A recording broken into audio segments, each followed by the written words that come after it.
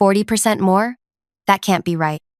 I blinked at my screen, the numbers refusing to change no matter how many times I refreshed the page. The compensation spreadsheet that Kyle from HR had accidentally shared with the entire finance department instead of just the leadership team glowed on my monitor, each row more devastating than the last. Mason Reeves, 2 years at the company. Base salary, $137,000. Vanessa Lynn, 14 months at the company. Base salary, $134,500. Tristan Adler, 8 months at the company. Base salary, $142,000. All of them trained by me. All of them making almost 40% more than my $98,750 salary after 9 years of building this company's entire financial infrastructure from nothing. The office sounds faded around me. The clicking keyboards, murmured conversations, the hum of the ventilation system that always ran too cold. I scrolled through the document again, my chest tightening when I found my name buried on page 3. Eleanor Avery, 9 years at the company.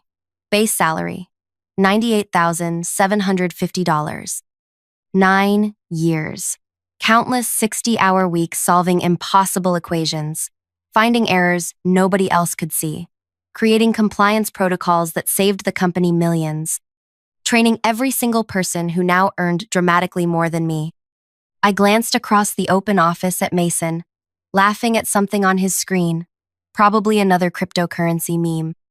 Mason, who still asked me how to properly reconcile accounts payable despite 2 years on the job. Mason, who earned nearly $40,000 more than me. The email recall notice from Kyle came 3 minutes later, but it was too late. I had already downloaded the spreadsheet and saved it to my personal drive. I closed my laptop and walked directly to Daniel Hammond's office, my manager for the past 6 years. I didn't schedule a meeting, didn't send a message, just knocked twice, and entered when he looked up from his desk. Eleanor? Something urgent? He had the audacity to look annoyed at the interruption. I placed my laptop in front of him, opened to the spreadsheet. I need to understand this. My voice sounded strange, controlled yet hollow. Daniel's eyes flicked to the screen, then back to me. The slight widening of his pupils told me everything. He knew exactly what I'd found. He closed my laptop and leaned back in his chair, steepling his fingers. Eleanor, you know I can't discuss other employees' compensation. I'm not asking about their compensation. I'm asking about mine. I reopened the laptop. 9 years, Daniel. 9 years building every financial system this company relies on. I trained all of these people who now make 40% more than me. How is that possible? He sighed. That particular sigh manager's perfect to make you feel like you're being unreasonable. The market has changed significantly since you were hired, Eleanor. It's company policy for new market entrants. Your compensation was set in a different economy. So adjust it. It's not that simple. There are bans, structures, policies. He shrugged, actually shrugged at me. Take it or leave it. My hands were trembling, but not from fear. From something else entirely. I'd like to request a formal compensation review. I kept my voice level. I can submit the request, but frankly, it will be denied. We just completed annual reviews last quarter. You received your standard 3% increase. He glanced at his watch. Was there anything else? That night, I didn't cry, didn't scream, didn't call my sister Meredith to vent my frustration. Instead, I opened my laptop at my kitchen table and began to write. I'm Ellie, by the way. Eleanor Avery, 34 years old. The kind of person who alphabetizes her spice rack and color codes her closet. The kind of person who's always been told she's detail-oriented and thorough. Corporate code for, we'll pile work on you until you break because you're too responsible to let things fail. Let me pause for a moment. Before I go any further, could you please take a few seconds to tell me in the comments where you are watching from? I want to know my story reached you, wherever you are. And if you've ever felt undervalued, maybe drop a heart or something. Because what I'm about to tell you changed everything for me. And maybe it will for you too. So there I was, sitting at my kitchen table with a glass of grocery store Cabernet, creating the most important document of my career. I started with a simple timeline of my 9 years at the company. 2014, hired as financial analyst. Built the first automated reporting system that eliminated 30 hours of manual work weekly. 2015, promoted to senior analyst. Restructured the accounts receivable process, reducing outstanding collections by 42%. 2016, created tax compliance framework that passed federal audit with 0 findings. First, clean audit in company history. I documented everything. Every crisis I'd averted, every dollar I'd saved, every system I'd built, every person I'd trained who now earned more than me. I worked through the night, fueled by a cold clarity I'd never experienced before.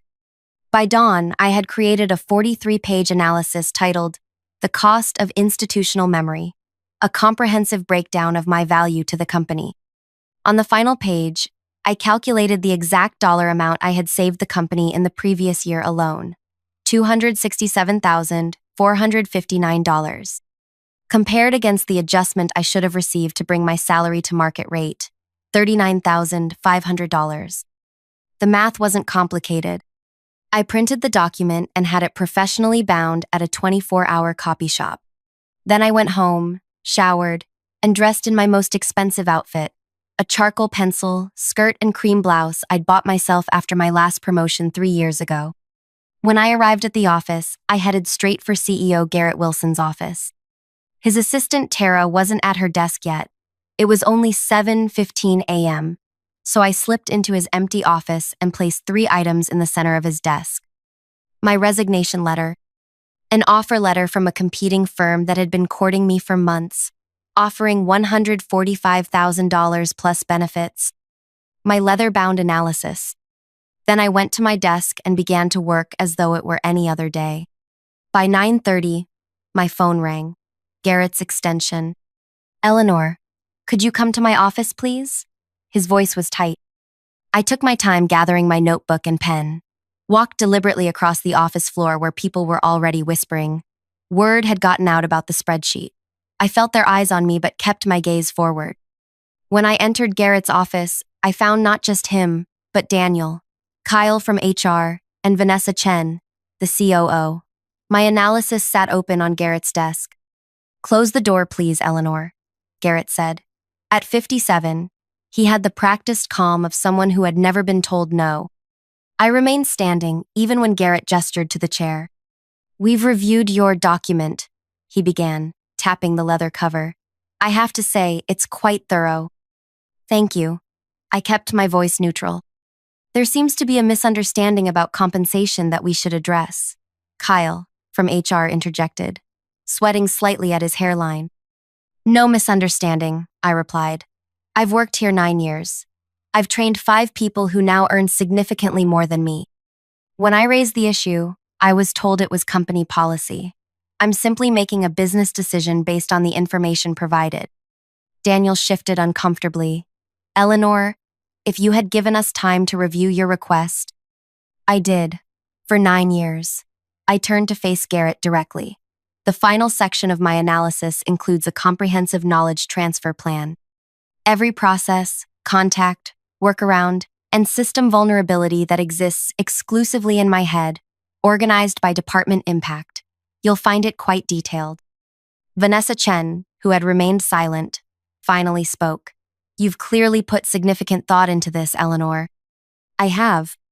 "What would it take for you to reconsider your resignation?" Garrett asked, leaning forward.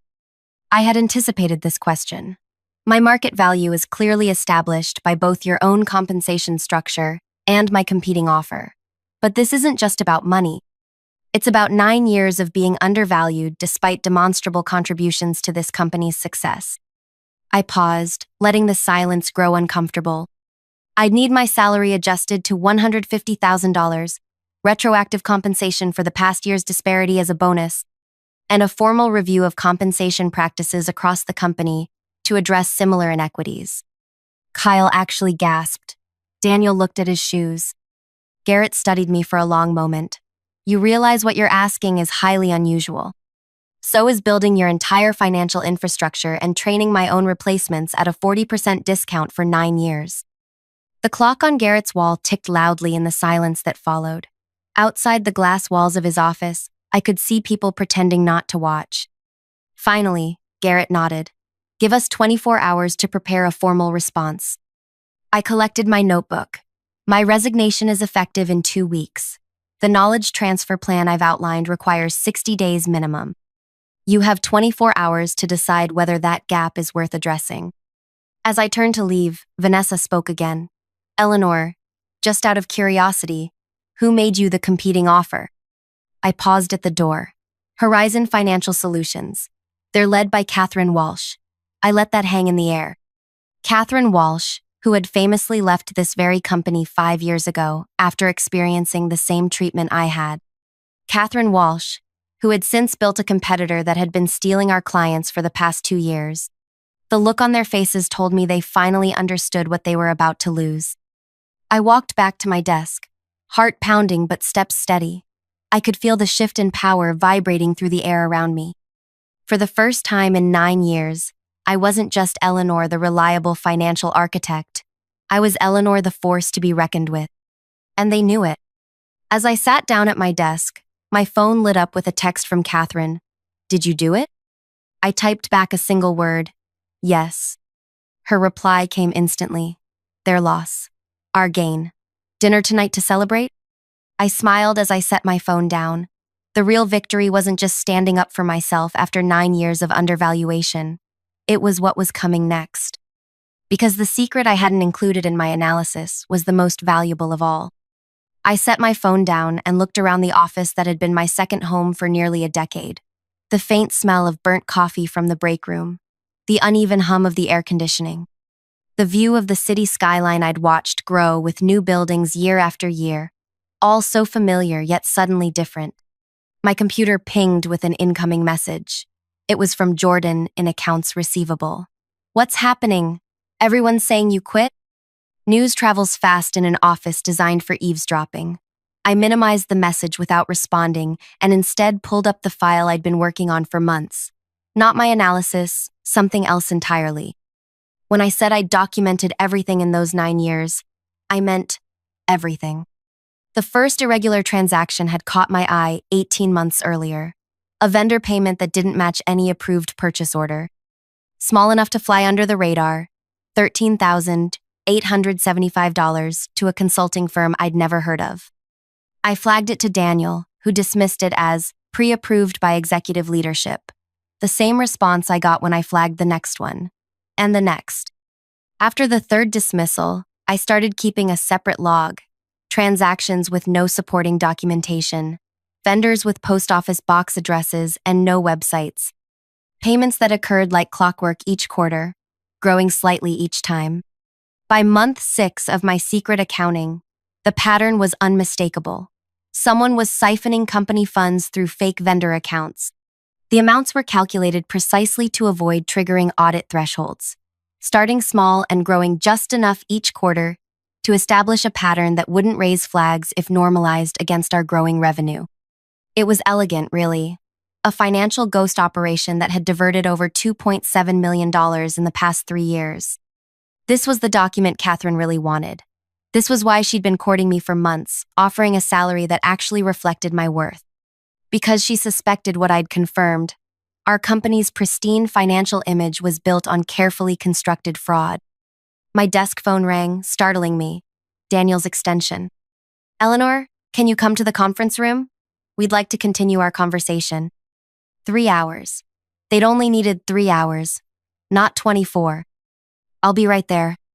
When I entered the Pine Room, our company named conference rooms after trees, how original, I found Garrett, Daniel, Vanessa, and now Thomas Whitaker, our chief legal counsel. Interesting addition. "Please, sit." Garrett gestured to the empty chair across from him. He looked like he hadn't slept, though it was barely afternoon. I sat, placing my notebook and pen precisely in front of me. "We've reviewed your requests," Garrett began, "and we're prepared to offer you a revised compensation package." Thomas slid a document across the table. I took my time reading it, aware of 4 sets of eyes watching me. Salary adjustment to $155,000, effective immediately. a retention bonus of $45,000, a new title, Senior Director of Financial Operations, a seat on the Executive Leadership Committee, everything I'd asked for and more.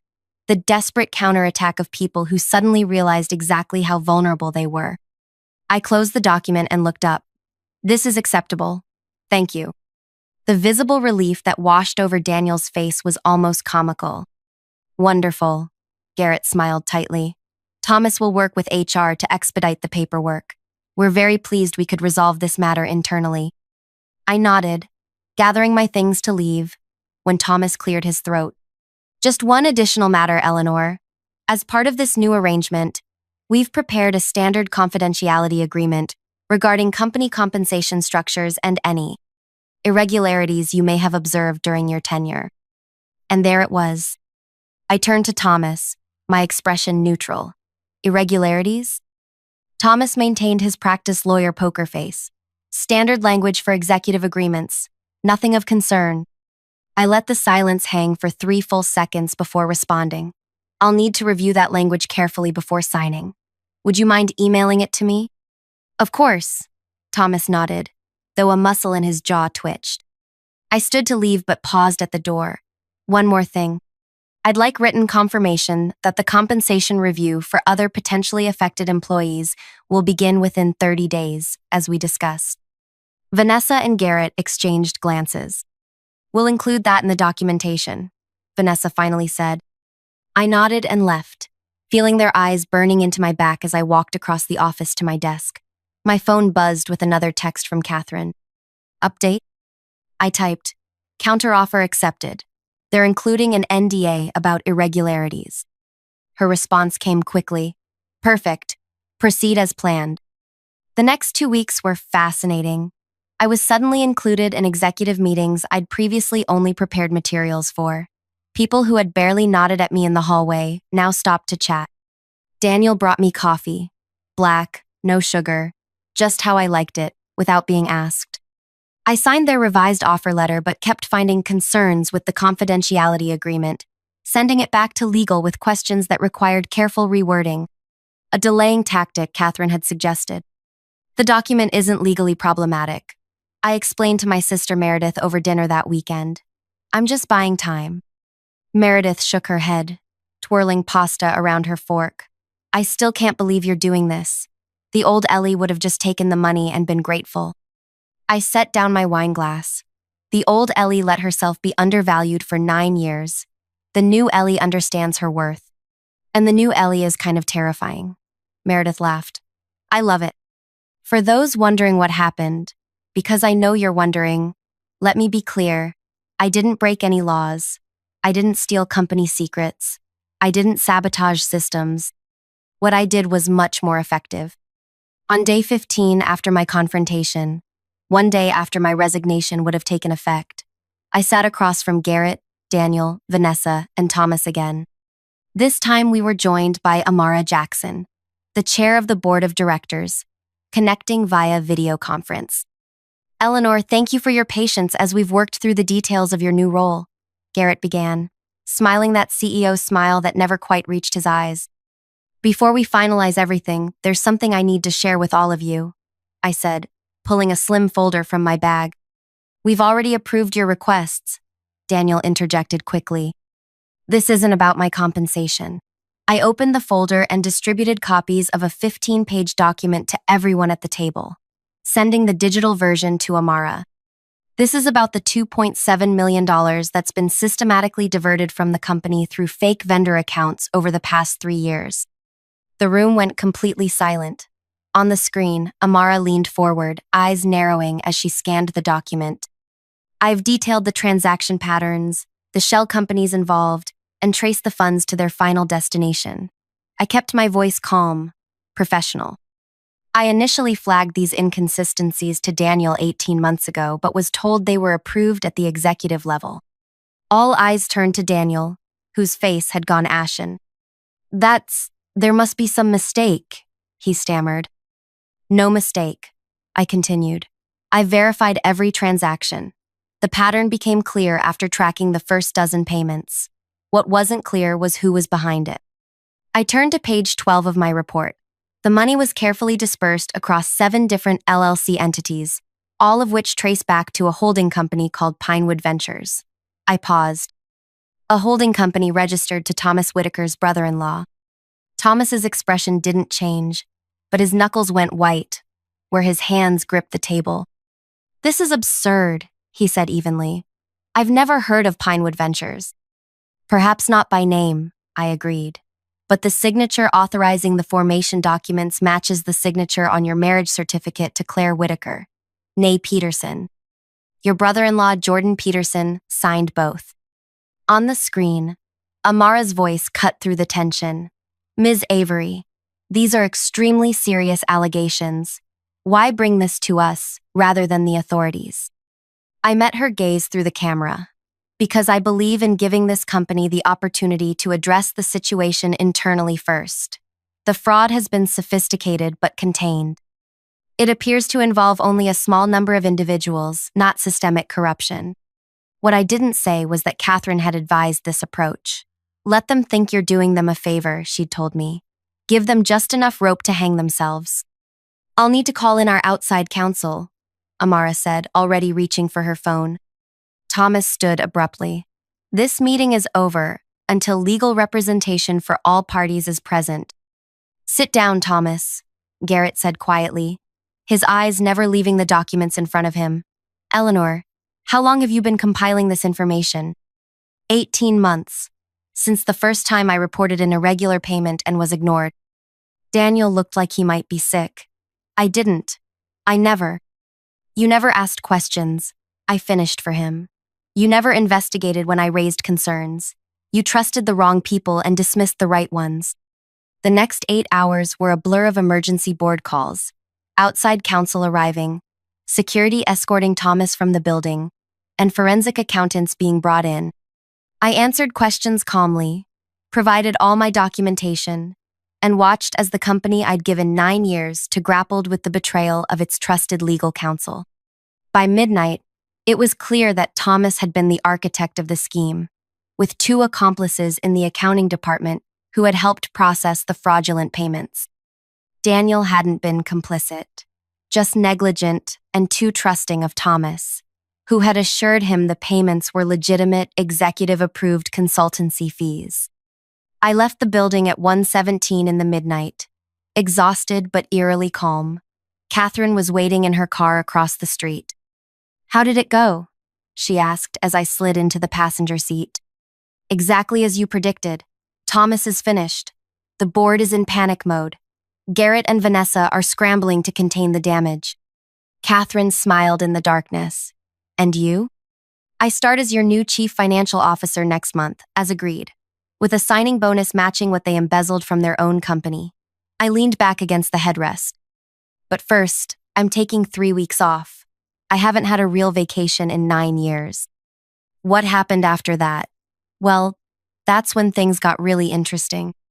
The company tried to keep the embezzlement quiet, but these things have a way of getting out.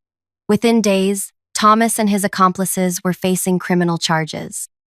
Daniel was placed on administrative leave pending an internal investigation into his oversight failures. The board brought in an independent firm to conduct a complete audit of all financial systems I had built and knew inside and out. 2 days before I was set to start my new role at Catherine's company, Garrett called me personally.